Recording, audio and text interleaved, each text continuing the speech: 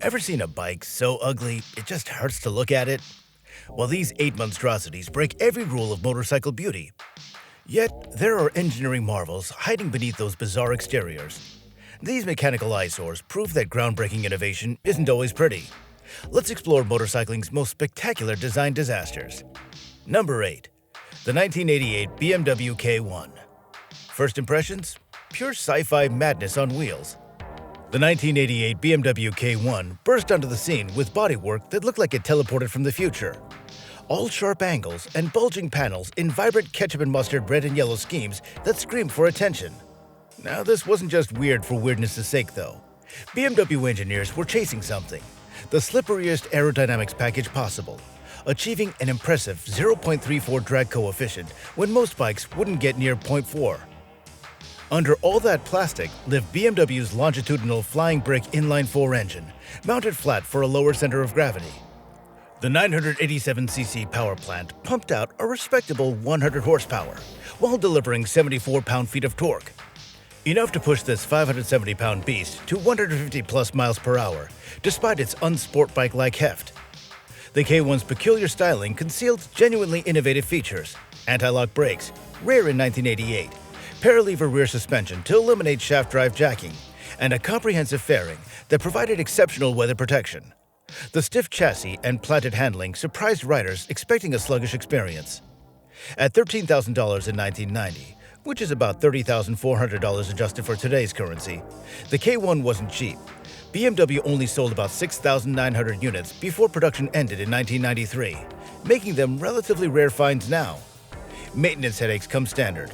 Accessing that engine beneath 7 body panels requires mechanical sympathy and patience. Despised by traditionalists, yet beloved by technological progressives, the K1 remains divisive even decades later. Extravagant design gives way to understated aggression in our next aesthetic misadventure. Number 7. The 2003 Ducati Multistrada. Ugly, but only until you ride it. That's what Ducati apologists mumbled about the first-generation Multistrada. Introduced in 2003, this odd-looking Italian perfectly embodied function over form. Designer Pierre Terblanche, the same mind behind several beautiful Ducatis, inexplicably delivered this awkward, beaky contraption with its distinctive stacked headlights that reminded many of an insect's face. The 992cc Desmodromic L-twin engine became the Multistrada's saving grace. With 84 horsepower and 60.4 pound-feet of torque, the bike offered some genuine Ducati character in an upright package. Its lightweight trellis frame provided nimble handling despite the ungainly appearance, weighing in at approximately 465 pounds ready to ride. Early models developed a reputation for electrical gremlins, particularly the instrument panel, and finicky fuel injection that required frequent dealer visits. Despite these headaches, riders discovered the Multistrada's dirty secret. It was actually fantastically fun.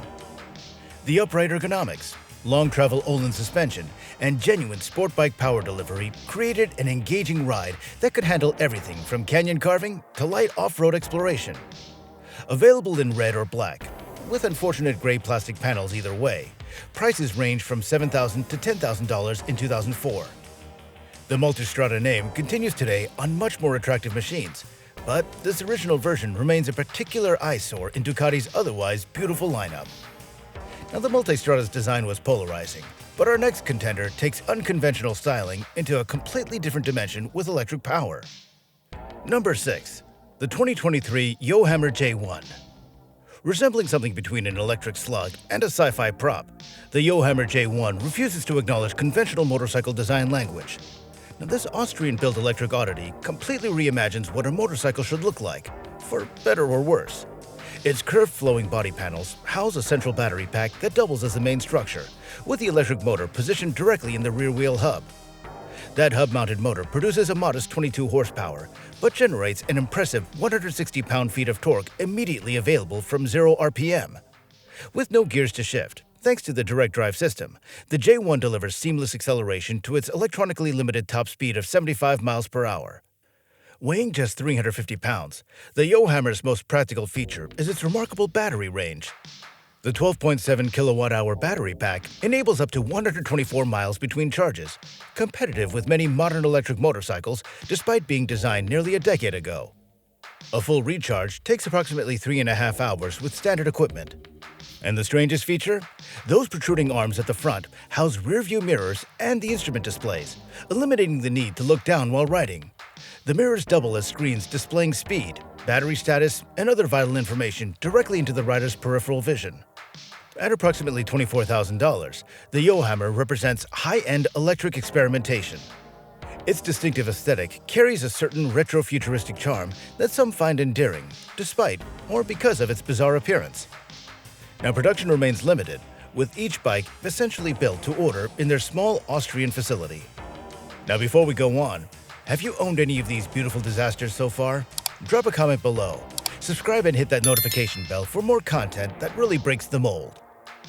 Now let's move on to combustion-powered speed as we examine a bike famous for outrunning its own looks. Number 5. The 1991 Suzuki Hayabusa. You don't earn the nickname Ugly Fish Missile without serious justification on both counts.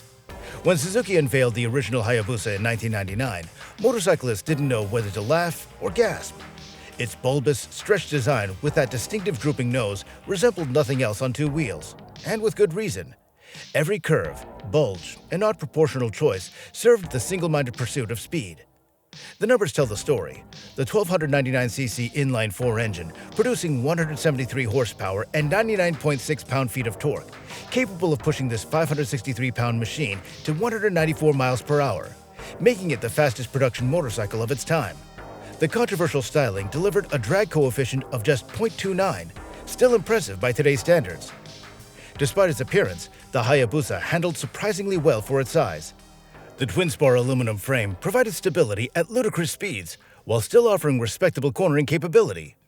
Riders discovered the ergonomics were actually quite comfortable for long-distance riding, something few expected from a bike designed primarily to demolish speed records. The original model featured conventional telescopic forks with fully adjustable compression and rebound damping. Paired with a link-type rear shock, the suspension system balanced high-speed stability with reasonable comfort. Dual 320mm front discs with 6-piston calipers provided the significant stopping power needed for a machine capable of such velocity. Love it or hate it, the Hayabusa's form-follows-function design worked exactly as intended. Its successful fusion of aerodynamics and engineering created an instantly recognizable profile that has endured for decades. Next, we have number 4. The 2016 MV Agusta X Zagato F4Z. Now, exclusivity doesn't guarantee beauty, a lesson painfully taught by the 2016 MV Agusta X Zagato F4Z. This one-off collaboration between motorcycle manufacturer MV Agusta and legendary Italian coach builder Zagato produced what many consider among the most unattractive motorcycles ever created. Its distinctive angular bodywork, consisting of only 7 panels, projects an unbalanced, awkward aesthetic despite the prestigious names involved. Built on MV Agusta's F4 platform, the F4Z supposedly featured a 645cc V-twin, producing approximately 70 horsepower and 46 pound-feet of torque. The bike weighed around 470 pounds, neither particularly light nor heavy for its class.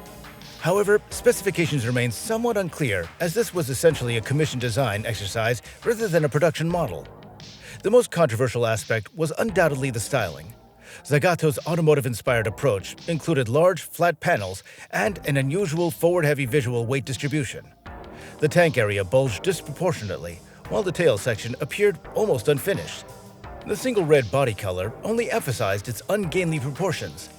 Created for a wealthy Japanese businessman, the F4Z remained a one-of-one creation. Unlike most ugly motorcycles that at least claim functional benefits from their strange appearances, the F4Z seemed to prioritize unique design language over either aesthetics or even aerodynamics. The reception was so negative that both MV Agusta and Zagato quickly distanced themselves from the project in public communications. And despite its flaws, the F4Z represents an interesting experiment in cross-disciplinary design and the challenges of translating automotive styling cues to two wheels. Well, from Italian luxury, we shift gears to American muscle and practical innovation embodied in raw form.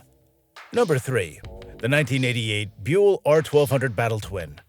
Raw, unfinished, utilitarian. These words barely begin to describe Eric Buell's early creations. The 1988 R1200 Battle Twin stands as a monument to function-first engineering from a time when Buell was still a garage operation rather than a Harley-Davidson subsidiary. This bike looks like it was assembled from spare parts, because, in many ways, it was. Powered by an 1198cc Harley-Davidson Evolution V twin producing about 60 horsepower, the Battle Twin channeled those modest horses through a 4-speed transmission. What made the package special wasn't power, but rather weight. At approximately 410 pounds, it was remarkably light for a Harley-powered machine. Buell's engineering brilliance appeared throughout. The frame doubled as the oil tank, a practice he would continue throughout his career. The unconventional underslung exhaust system centralized mass. But perhaps most importantly, his unique isoplanar engine mounting system isolated vibration while maintaining chassis rigidity. The aesthetics suffered accordingly. Exposed mechanical components, minimal bodywork, and that distinctive full fairing with its rectangular headlight created a patchwork appearance. The squared-off tank and seat flowed poorly into other components, creating visual discontinuity. Color options typically included bright red or black, neither helping disguise the awkward proportions. Now, despite its homely appearance, the Battle Twin handled impressively for its era and established Buell's reputation for innovative chassis design. Only around 50 examples were produced at approximately $9,104 each, making them rare collector items today, despite, or perhaps because of, their distinctive ugliness. Next is a mechanical monstrosity, coming in at a close second. Number 2. The 2004 Honda Rune XS. Now that's the only word that adequately describes Honda's 2004 Rune. This limited production cruiser emerged from Honda's normally conservative design department like some kind of fever dream. 1832cc of flat 6 muscle wrapped in flowing retro-futuristic bodywork that looked simultaneously over-designed and unfinished. At nearly 900 pounds fueled up, it wasn't just visually heavy. The heart of this bizarre creation was genuinely special. A 118 horsepower flat 6 engine derived from the Goldwing, but tuned for more torque, 121 pound-feet, and attitude. This massive power plant connected to a shaft drive through a surprisingly slick 5-speed transmission. Despite its battleship weight, riders reported the Rune handled respectably once rolling, though parking lot maneuvers required some serious muscle. Now, everything about the Rune screamed, "Look at me." From that trailing link front suspension, hiding conventional forks, to the exposed rear wheel with its curved fender floating above. The radiator shrouds, swooping side panels, and chrome-heavy presentation divided opinion sharply. Available in black, blue, and burgundy, each color highlighted different aspects of the complicated styling. At $24,499 in 2004, which is roughly about $39,000 today, Honda reportedly lost money on each one, despite the astronomical price tag. Just 1,200 units were produced across 2004 and 2005, making them relatively rare collector's items.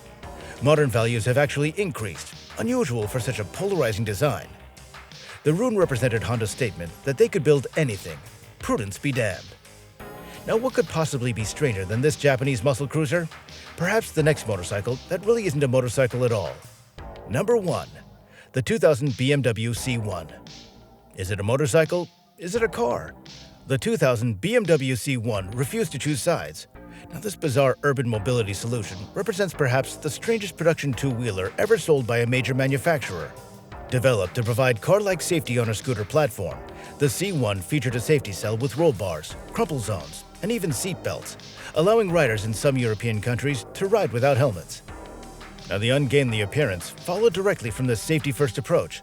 A roof and windshield connected to an aluminum space frame that surrounded the rider. This protective cage added significant weight. At about 440 pounds, the C1 weighed nearly twice what comparable scooters did. The modest 124.9cc four-stroke single produced just 15 horsepower and 8.9 pound-feet of torque, struggling to move all that safety equipment with any urgency. Available with optional accessories like heated grips, a heated seat, and even a car-like audio system, the C1 tried desperately to split the difference between motorcycle freedom and automotive comfort. The single-speed CVT transmission operated like any twist-and-go scooter, but the riding experience was entirely unique. The high center of gravity made low-speed maneuvers particularly challenging for new riders. Priced at approximately 4,000 pounds in the UK, roughly $9,000 in today's currency, the C1 targeted urban commuters seeking weather protection and safety. BMW produced around 12,000 units before discontinuing the model in 2002, with poor sales driven by regulatory challenges and the fundamental awkwardness of the concept. Decades later, the C1 remains one of motorcycling's most fascinating failures, an innovative concept whose execution proved too bizarre for mass acceptance. Think these bikes are actually beautiful? Let us know your thoughts in the comments section. Subscribe for fresh content, hit that bell, and share with someone who appreciates some unconventional design. And with that, ride safe.